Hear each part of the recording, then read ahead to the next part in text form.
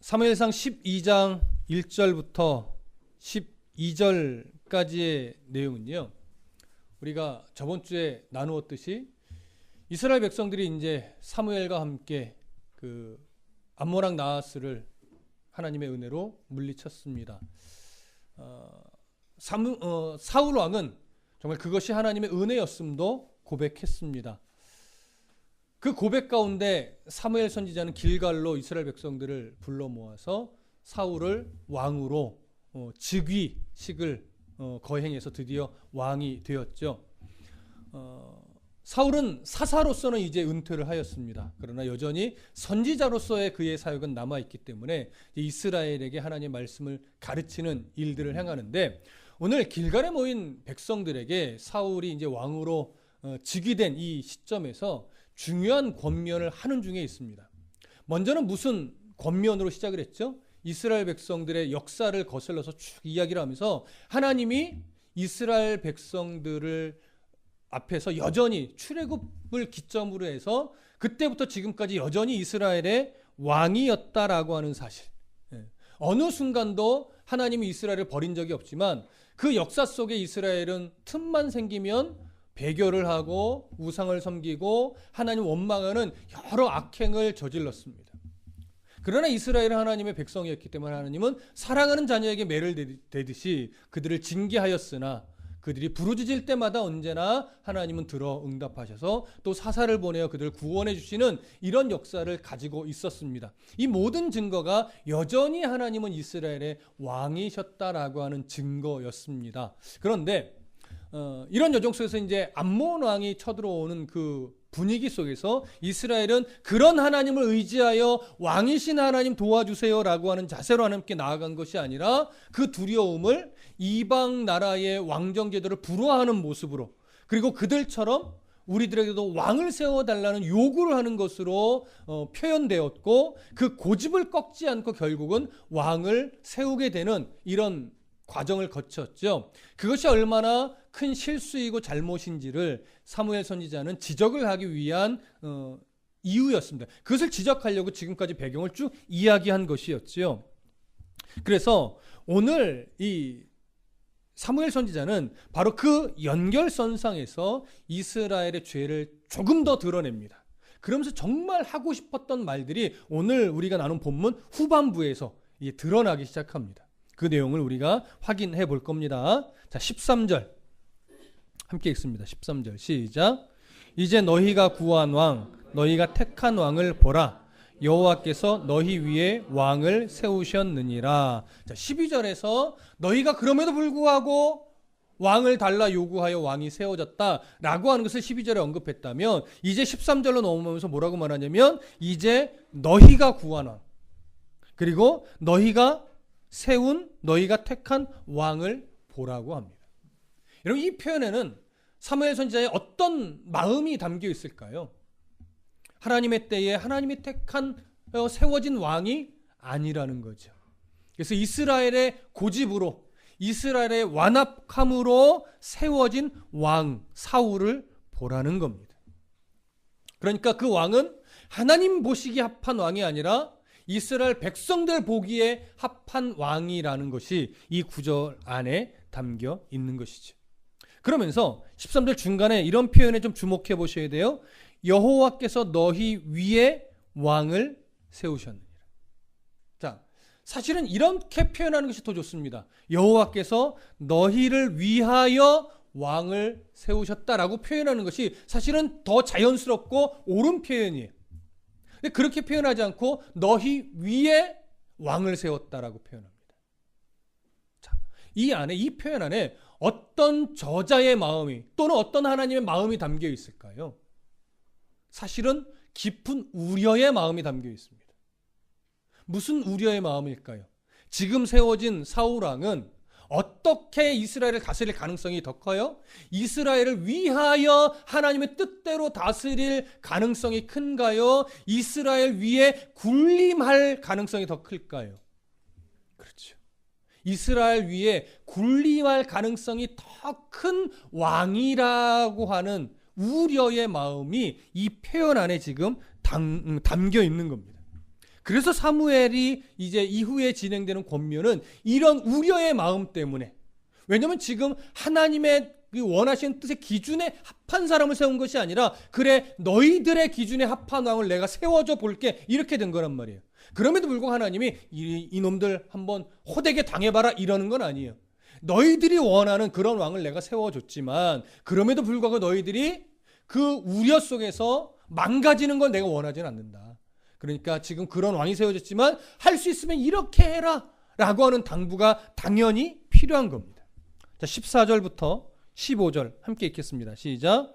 너희가 만일 여호와를 경외하여 그를 섬기며 그의 목소리를 듣고 여호와의 명령을 거역하지 아니하며 또 너희와 너희를 다스리는 왕이 너희의 하나님 여호와를 따르면 좋겠지만은 너희가 만일 여호와의 목소리를 듣지 아니하고 여호와의 명령을 거역하면 여호와의 손이 너희의 조상들을 치신 것 같이 너희를 치실 것이라. 자, 앞구절의 내용이 어렵지 않습니다.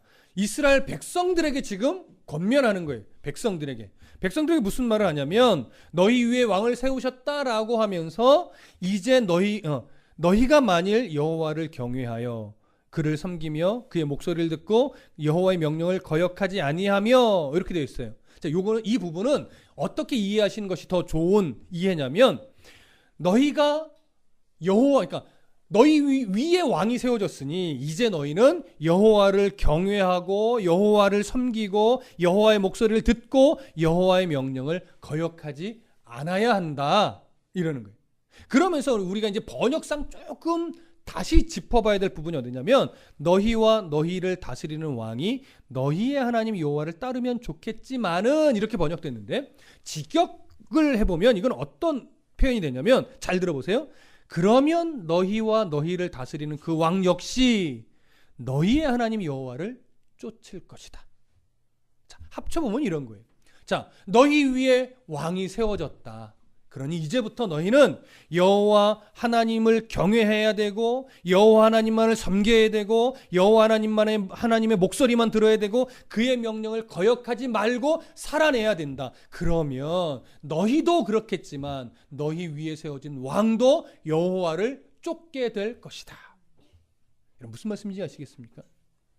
강조되고 있는 것은 뭐냐면, 지금 이스라엘 백성들에게 지금 왕정 시대가 시작이 됐고 그 왕은 어쩌면 너희를 군림할 위험성이 참 큰데, 그럼에도 불구하고 너희가 그 왕과 함께 악을 행하지 않고 너희들이 먼저 바르게 서서 하나님을 경외하며 하나님 말씀을 듣는 일에 힘을 쓰고 그 말씀대로 순종하는 일에 노력한다면 왕도 너희를 군림하는 것보다 왕도 여호와 하나님을 쫓는 그런 왕이 될 것이다, 이 얘기를.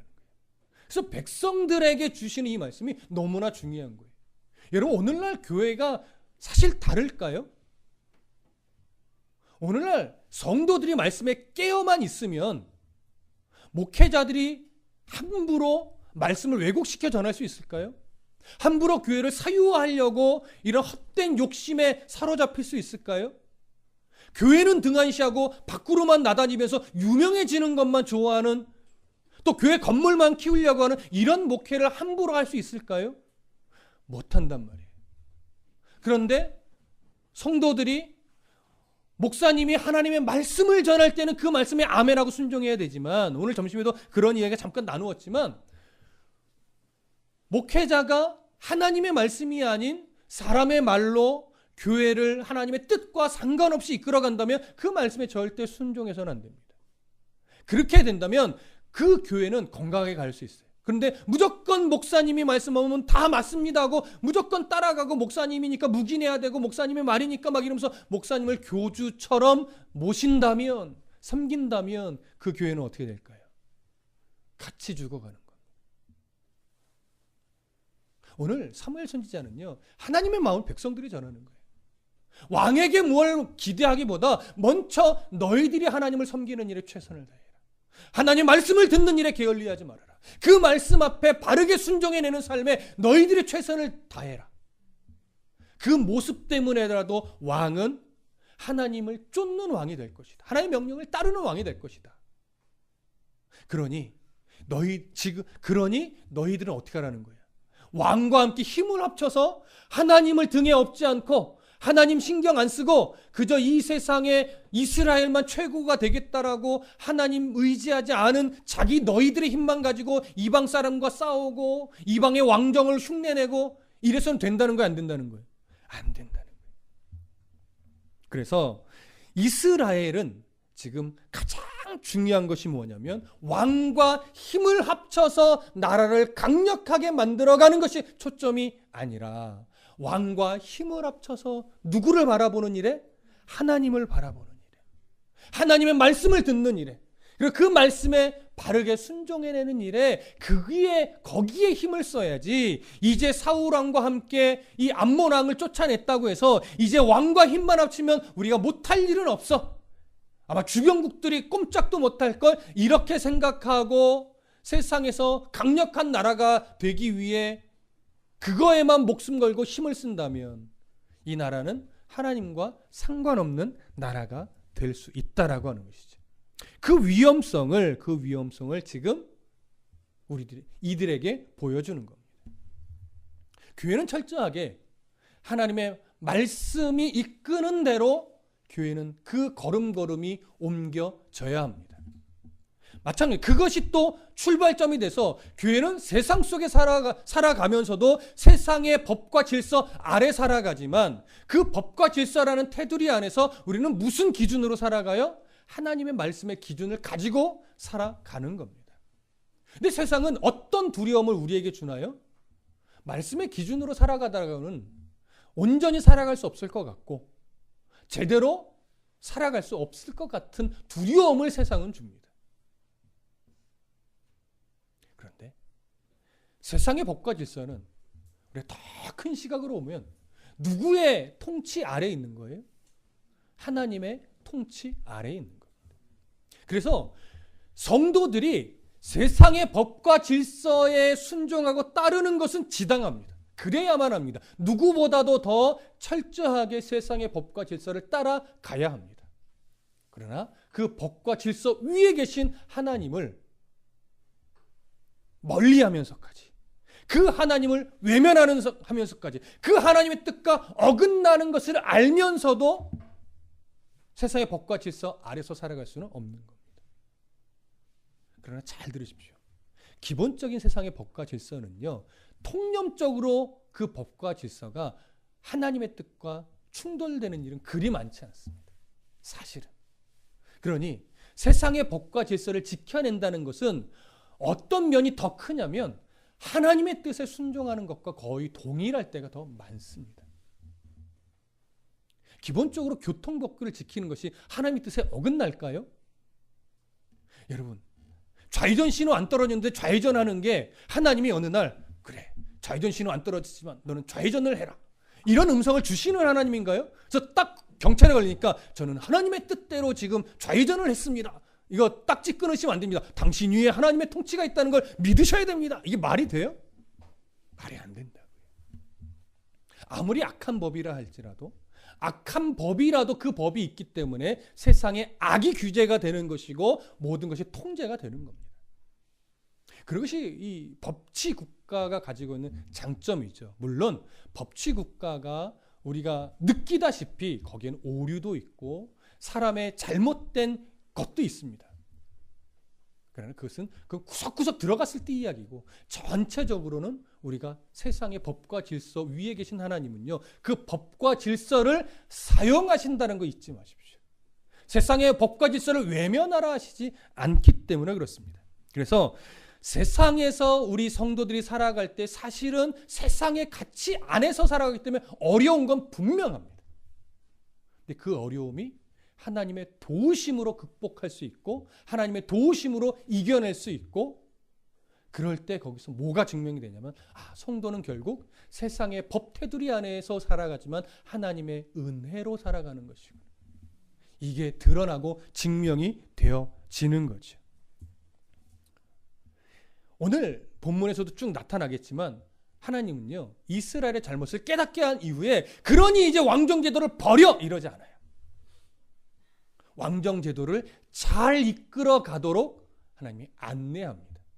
그 부분을 우리가 살펴보게 될 겁니다. 자, 16절부터 18절을 함께 읽겠습니다. 16절부터 18절 함께 읽습니다. 시작.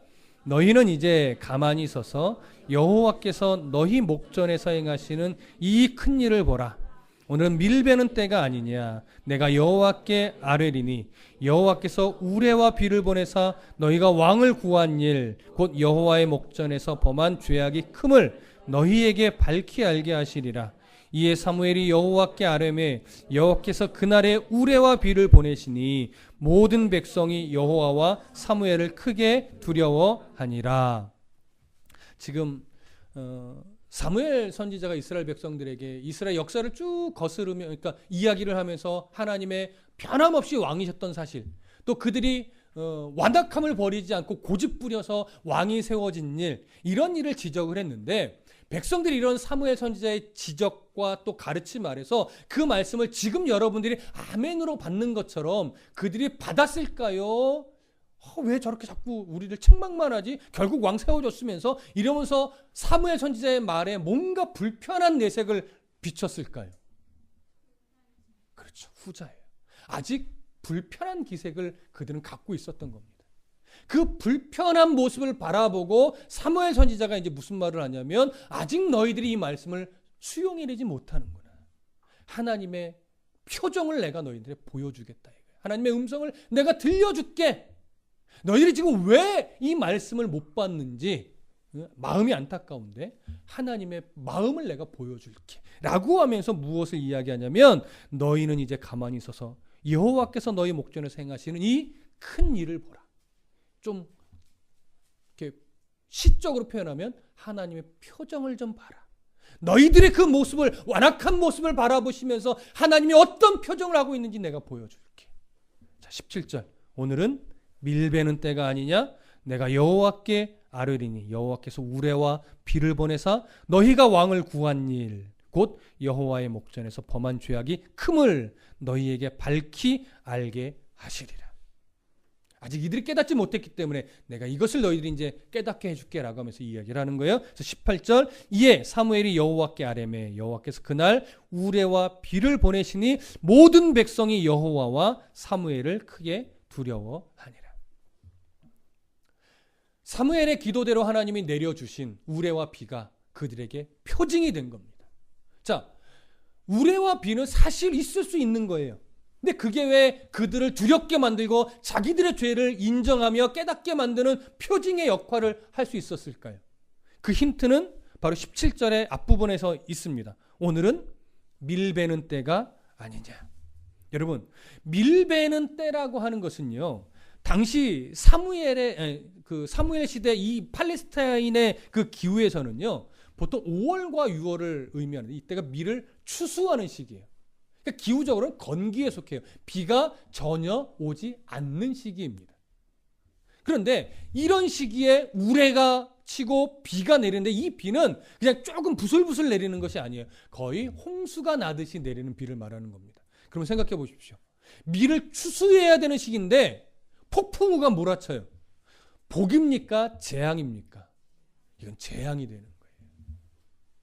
근데 그들의 눈앞에 비가 전혀 오지 않는 시기고 이제 밀을 베고 풍요의 수확을 누려야 되는 시기인데 사무엘이 기도하자 하나님 뭘 보내요? 우레와 폭풍우를 몰아치게 하는데 그들 안에 무슨 두려움이 생깁니까?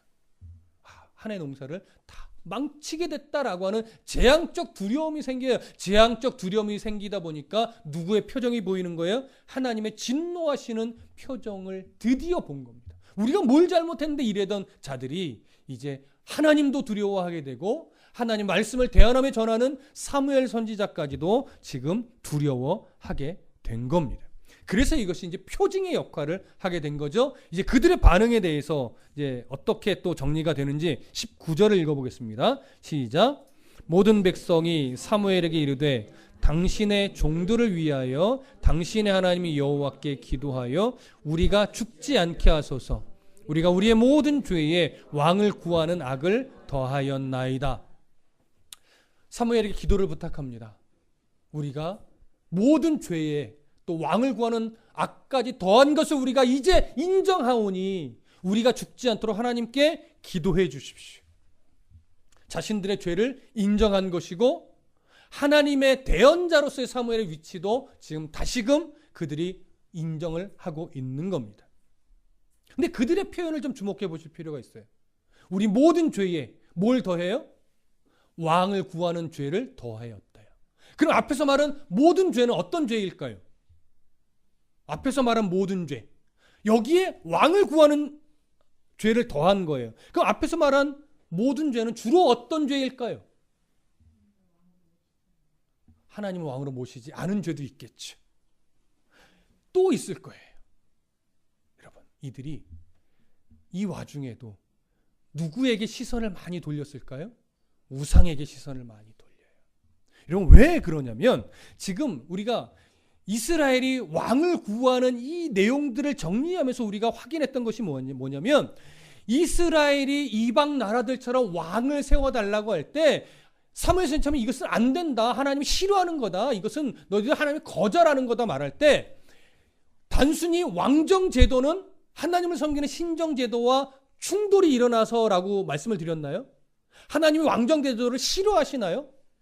아니란 말이에요. 이미 율법에 왕을 세우려면 이런 언급도 이미 하고 있고 하나님은 다윗을 이미도 준비하고 계셨어요. 왕정 제도 자체가 틀렸다거나 그것이 나쁜 것이라서 하면 안 된다. 이게 아니란 말이에요.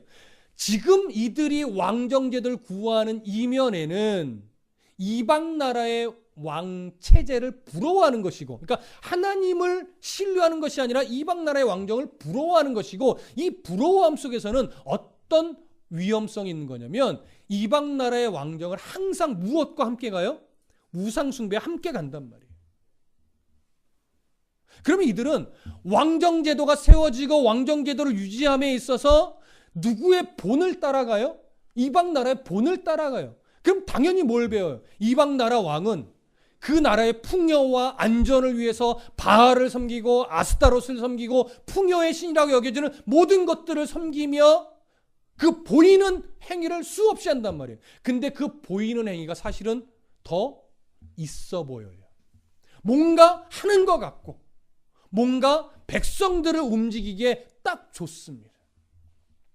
우리나라 조선시대나 옛날에 올라가도 항상 그 나라의 중요한 길룡하복을 뭐에 맞췄어요? 그 미신에다 맞췄죠.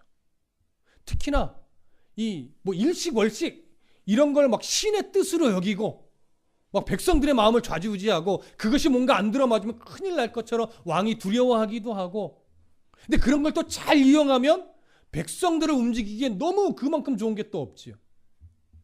근데 당시에도 사실은 크게 다르지 않다라고 하는 거죠. 왕이 신과의 관계가 원활해서 그 신에게 제사를 잘 드렸는데 그날 그 해에 정말 엄청난 풍요가 일어나면 백성들은 왕에게 또 그 우상에게 매일 수밖에 없는 겁니다. 그러니 사울도 결국 왕으로서 이스라엘을 다스리다가 어떤 유혹에 넘어갈 수밖에 없어요? 이방 나라가 섬기는 우상의 그 풍습, 습관 이런 것에 대한 유혹을 받을 수밖에 없어요. 때로는 백성들도 그걸 원할 수도 있겠죠. 그렇게 되면 이스라엘은 하나님이 여전히 왕인 나라인데 이방 나라처럼 우상까지도 함께 섬기며 사실은 모든 흥망성쇠를 우상의 손에 맡기는 이런 어리석은 나라가 될 수 있는 거예요. 이것을 가장 위험스럽게 지금 사무엘 선지자는 보고 있는 겁니다. 그래서 이들이 지금 자신들의 죄라고 말하는 건 그렇게 우상에게 마음을 뺏긴 것, 하나님을 왕으로 섬기지 않은 것, 이런 모든 것들 이 모든 죄 안에 왕을 구하는 죄까지도 더했다. 이 고백을 하게 된 것이죠. 자, 20절 21절 읽겠습니다. 20절 21절 시작. 사무엘이 백성에게 이르되 두려워하지 말라. 너희가 과연 이 모든 악을 행하였으나 여호와를 따르는 데서 돌아서지 말고 오직 너희의 마음을 다하여 여호와를 섬기라. 돌아서서 유익하게도 못하며 구원하지도 못하는 헛된 것을 따르지 말라. 그들은 헛되니라. 자, 20절 21절에 그런 사무엘의 마음이 고스란히 담겨 있죠. 이제는 그들의 고백서, 여러분 이스라엘이요 처음으로 자신들의 죄를 지금 고백하는 거예요. 왕을 구하는 그 시점에서 수없이 그들의 잘못을 지적했는데 이들은 완악해져서 자신들의 잘못을 인정하지 않았어요. 근데 지금에서야 이제 인정을 합니다. 그러니까 사무엘을 통해서 하나님은 위로를 하시는데, 이 사무엘이 백성에게 이르되 두려워하지 말라. 그러면서 어떤 말씀을 주냐면, 너희가 과연 이 모든 악을 행하였으나 여호와를 따르는 데서 돌아서지 말고 오직 너희 마음을 다하여 여호와를 섬기라 라고 하면서 그들의 잘못을 어떤 잘못과 연결을 해요? 우상 숭배에 연결을 하죠. 돌아서서 유익하게도 못하며 구원하지도 못하는 헛된 것을 따르지 말라. 그들은 헛되니라. 그들 안에 이미도 우상을 섬기는 흔적이 있었고 또 우상에게 마음을 뺏기고 있는 사람도 있었다라고 하는 겁니다. 그리고 그것이 무엇에 대한 열망 때문에 또 온 거예요? 왕정제도에 대한 열망이 이 우상과 함께 오고 있었다라고 하는 것을 여기서 드러내는 겁니다. 자, 22절 함께 읽습니다. 시작. 여호와께서는 너희를 자기 백성으로 삼으신 것을 기뻐하셨으므로 여호와께서는 그의 크신 이름을 위해서라도 자기 백성을 버리지 아니하실 것이요. 자, 저를 봐보십시오. 사실은 우리가 22절 때문에 살아갑니다. 그렇게 사무엘이 책망했고 이스라엘은 완악해서 그것을 인정하지 않았는데 드디어 하나님이 내리신 우레와 또 이 폭풍을 겪으면서 자신들의 죄를 인정하게 됐어요. 그러면서 하나님이 사무엘을 통해서 무슨 말을 하냐면 여호와께서는 너희를 자기 백성으로 삼으신 것을 뭐 하셨대요? 기뻐하셨대요. 이것은요, 이 기뻐하셨음은 예전에도 기뻐하셨고 그들이 한참 우상을 숭배하고 하나님 원망하는 그 순간에도 기뻐하셨고 지금 왕을 구하는 악을 더한 지금 이 순간도 기뻐하셨고 앞으로 또 넘어질지라도 그들을 통하여 기뻐하실 거라는 거예요. 그러면 하나님이 우리를 기뻐하신다는 게 우리가 하나님을 잘 섬겨서입니까? 우리의 어떤 거 상관없이 하나님이 우리를 그냥 기뻐해 주시는 겁니까? 그렇지. 우리의 어떤 거 상관없이 하나님이 그냥 우리를 기뻐하시는 거예요. 왜요? 하나님이 선택하셨으니까. 내가 너희를 사랑할 거야 라고 작정하셨으니까. 그 마음에 변함이 없으신 하나님이시니까. 그래서 그 마음을 신뢰하라고 무슨 말씀까지 주시냐면 중간에 보시면 여호와께서는 그의 크신 이름을 위해서라도 자기 백성을 버리지 아니하실 것이다 이렇게 말합니다. 그러면 그의 크신 이름을 위하신다는 게 어떤 의미일까요? 이것은 뭘 보게 하는 거냐면 아브라함과의 언약을 보게 하시는 겁니다. 하나님의 속성은 뭡니까? 신실하심이죠. 하나님은 아브라함과 언약한 그 언약을 지켜내시는 분입니다. 자기가 맺은 언약에 신실하신 분입니다. 그리고 그 언약에는 항상 아브라함 너 이렇게 해라 아니면 죽는다 이러지 않고 자기의 목숨을 걸고 언약을 맺으셨잖아요. 여러분 아브라함과 하나님이 언약을 맺을 때 광경이 기억나십니까? 고기를 쪼개놓죠. 쪼개놓고 옛날에 종주 그 언약처럼 주군이 되는 나라의 왕과 속국이 되는 나라의 왕이 함께 그 쪼갠 고기 사이를 지나가는 겁니다. 그럼 이렇게 되는 거죠. 누구 하나라도 약속을 어기면 이 고기가 쪼개져 죽어 널브러져 있듯이 그 사람도 죽임을 당하게 될 것이다. 그런데 문제는 아브라함과 하나님 언약을 맺을 때는 아브라함은 쪼갠 고기 사이로 지나갔어요? 안 지나갔어요? 안 지나갔어요. 누구만 지나갔죠?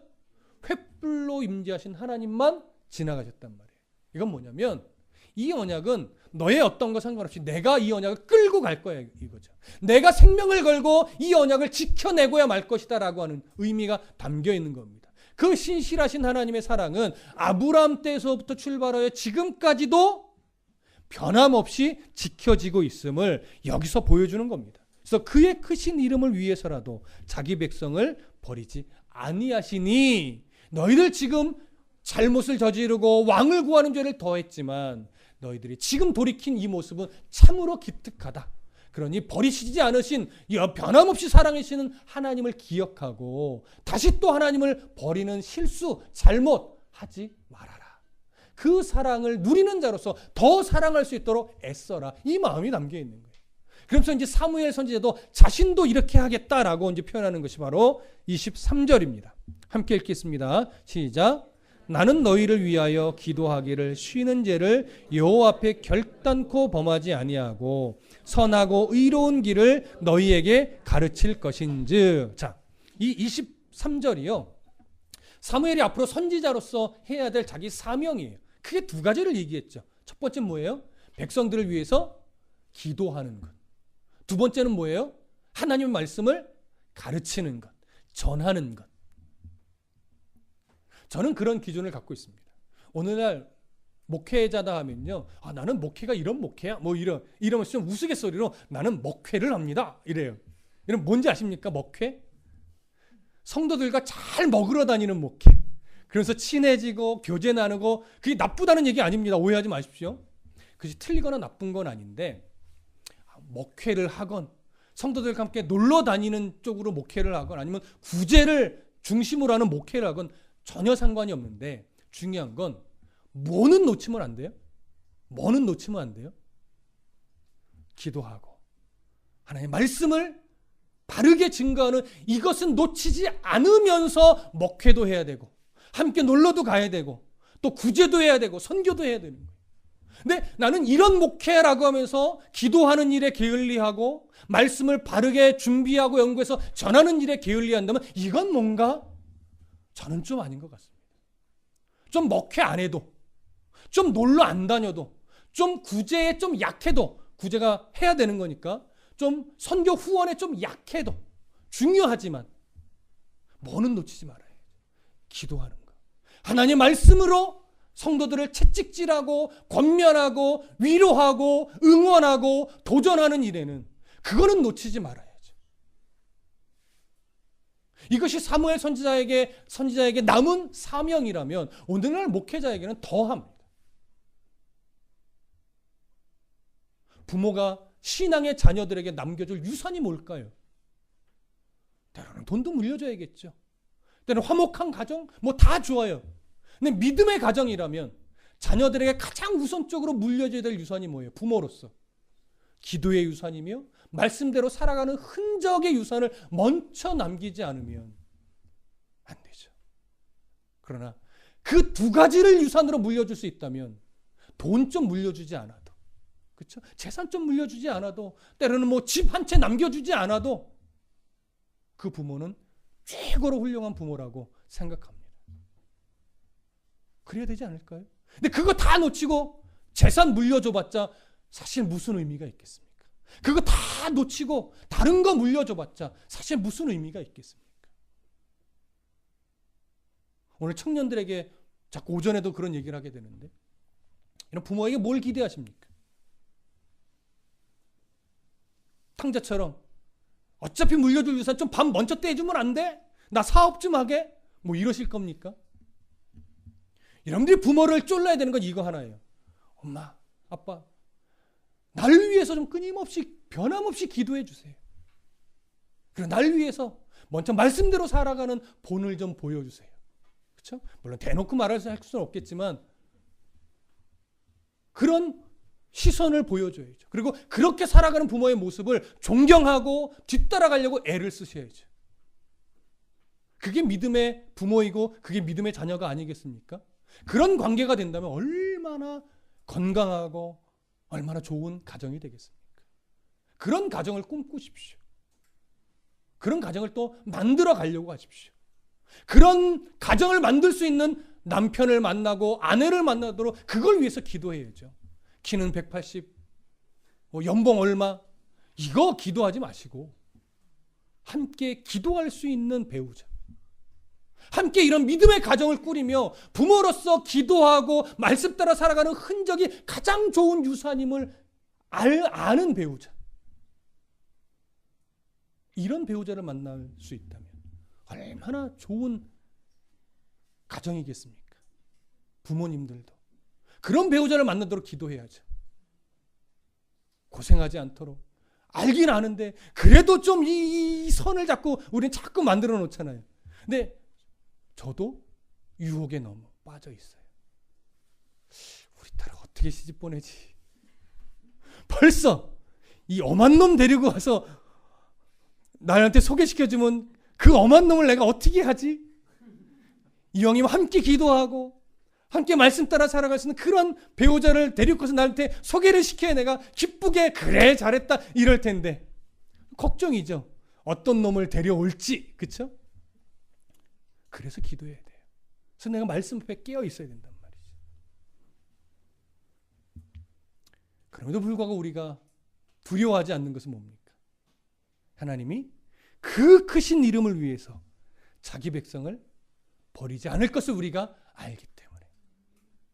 그래서 우리 자녀들도 하나님이 우리가 기도하기를 쉬지 않고 말씀대로 살아가는 이 씨름에 부모가 먼저 깨어 있다면 하나님이 우리 자녀들도 그 동일한 은혜를 바라보며 살아갈 것을 우리가 믿고 기다리면 하나님이 자녀의 걸음까지도 끝내 바르게 이끌어 갈 것을 우리가 믿는 그 신뢰로 살아가는 겁니다. 저도 지금부터라도 걱정이 되지만 우리가 걱정한다고 뭐가 변할 수 없어요. 하나님이 도와주셔야 됩니다. 이 사실을 저나 여러분 굳건하게 신뢰하고 하나님만 의지하고 하나님만 바라보십시다. 23절부터 다시 한번 읽게요. 23절부터 25절까지 함께 읽습니다. 시작. 나는 너희를 위하여 기도하기를 쉬는 죄를 여호와 앞에 결단코 범하지 아니하고 선하고 이런 길을 너희에게 가르칠 것인즉 너희는 여호와께서 너희를 위하여 행하신 그 큰 일을 생각하여 오직 그를 경외하며 너희의 마음을 다하여 진실이 섬기라. 만일 너희가 여전히 악을 행하면 너희와 너희 왕이 다 멸망하리라. 사무엘은 이처럼 기도하는 일에 게을리지 않겠고 하나님의 선하고 의로우신 일을 내가 가르치겠다. 그러니 너희는 어떻게 하라고 해요? 여호와께서 너희를 위해서 행하신 그 큰 일을 생각하래요. 당시 이스라엘 백성들 앞에서는 그겁니다. 하나님이 사울과 백성들에게 은혜를 더하셔서 그 강력했던 암몬 왕 나하스를 물리치신 그 일을 기억하고 그 기억이 어디로 가면 안 된다는 거예요? 하나님 없이 우리끼리도 승리할 수 있네? 이런 잘못된 생각으로 가지 말고 그 승리를 기억하여 오직 그 승리를 주신 이가 하나님이심을 알고 오직 하나님만을 경외하며 하나님께 마음을 다하여 진실을 섬기는 쪽으로 바르게 기억해내고 순종의 삶을 살아가라는 거죠. 우리들의 삶에 또 자녀의 삶에 늘 인지시켜줄 게 뭐냐면 바로 이 부분입니다. 우리를 이끌어내신 하나님의 흔적들, 하나님이 주셨던 때로는 승리의 흔적들, 좋고 나쁜 것을 떠나서 하나님이 우리 가정을 만지시고 포기하지 않았던 여러 흔적들이 있을 거예요. 그 흔적들을 자꾸 우리 안에 일깨워주는 거죠. 일깨워주는 거죠. 너를 사랑하셨던 그 하나님, 너를 위해 우리 가정을 이렇게 세워가셨던 그 하나님 우리가 기억하고 앞으로 하나님을 함부로 떠나고 하나님을 가볍게 여기는 일이 없도록 우리가 마음을 더 붙잡자. 서로 권면하고 응연하며 함께 끌어가 주는 일, 그것이 가족 구성원들 안에 몫이고 또 교회 공동체 구성원들이 함께 으쌰으쌰해야 될 그런 역할일 줄 믿습니다. 근데 그것이 자꾸 깨지기 시작하면 25절에 이런 말씀을 합니다. 만일 너희가 여전히 악을 행하면 너희와 너희 왕이 다 멸망하리라. 여전히 악을 행한다는 것 어떤 의미겠습니까? 하나님 상관없이 우리 힘으로도 뭔가 이룰 수 있어 라고 하는 교만들, 이것이 여기에 속합니다. 하나님 없이 뭔가를 이룰 수 있다라고 여기는 습관이나 행동들, 이런 판단들 다 여기에 속합니다. 그러면 너희와 너희 왕이 다 멸망한답니다. 왜요? 하나님과 상관없는 삶은 이미 멸망한 것과 똑같기 때문입니다. 그러니 우리는 항상 오늘 이 말씀을 가슴에 담고 하나님과 상관 있는 삶을 살아내야 됩니다. 하나님을 전적으로 의지하고 의존하는 삶을 살아내야 됩니다. 오전과 똑같은 결론이 될 것 같지만 하나님이 없이 우리들의 힘으로 될 수 있는 것은 아무것도 없습니다. 하나님을 의지하지 않고 뭔가 되었다면 그것이 자기를 이렇게 옥죄는 올무가 될 것이라는 걸 여러분 명심하십시오. 하나님이 없이 내가 하나님을 의지하지 않은데 뭔가 잘 되고 있으면 그건 가장 큰 위험한 겁니다. 그러니 하나님 안에서 무엇이든 한 걸음 한 걸음 나아갈 수 있는 이 씨름을 해내십시오. 그리고 항상 어떤 점검을 하냐면 내가 지금 하나님과 함께 이 일을 이루어가고 있는 것인가 이 점검을 하십시오. 근데 아무리 봐도 나는 하나님과 상관없이 지금 무엇인가를 진행하고 있다라고 판단들면 둘 중에 하나입니다. 어떻게 해요? 다시금 마음을 잡고 그 일을 하나님과 하려고 교정해 가시든 그것이 안 될 것 같으면 뭐 해야 돼요? 아무리 내게 손해가 크더라도 그것을 끊어 버려야 됩니다. 그래야 하나님이 가장 좋고 선한 길로 인도하시는 겁니다.